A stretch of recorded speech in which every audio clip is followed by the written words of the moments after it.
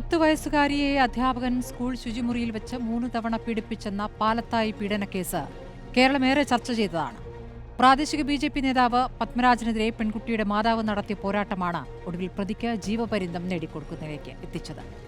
Crime branch അടക്കം 4 തവണ അന്വേഷണ സംഘം മാറി മാറി അന്വേഷിച്ച കേസിൽ ഒടുവിൽ ശാസ്ത്രീയ തെളിവുകളോടെയാണ് കുറ്റപത്രം സമർപ്പിക്കപ്പെട്ടത്. പ്രതിയെ പിടികൂടുന്നതിൽ കാണിച്ച കാലതാമസമടക്കം അന്ന് സർക്കാരിനെതിരെ വിമർശനം ഉയർന്നിരുന്നു. പക്ഷേ പ്രതിയെ ജീവപര്യന്തം ശിക്ഷിച്ച ശേഷം CPM കണ്ണൂർ ജില്ലാ സെക്രട്ടേറിയറ്റ് അംഗം ഹരീന്ദ്രൻ കഴിഞ്ഞ ദിവസം നടത്തിയ പ്രസംഗം പ്രതി ഭൂരിപക്ഷ സമുദായമായതുകൊണ്ടാണ് ഇരയ്ക്കായി മുസ്ലിം ലീഗും SDPIയും രംഗത്തു വന്നത് എന്നാണ്. പ്രസംഗത്തെ പ്രശംസിച്ച് എത്തിയത് സംഘപരിവാർ സംഘടനകളാണ്.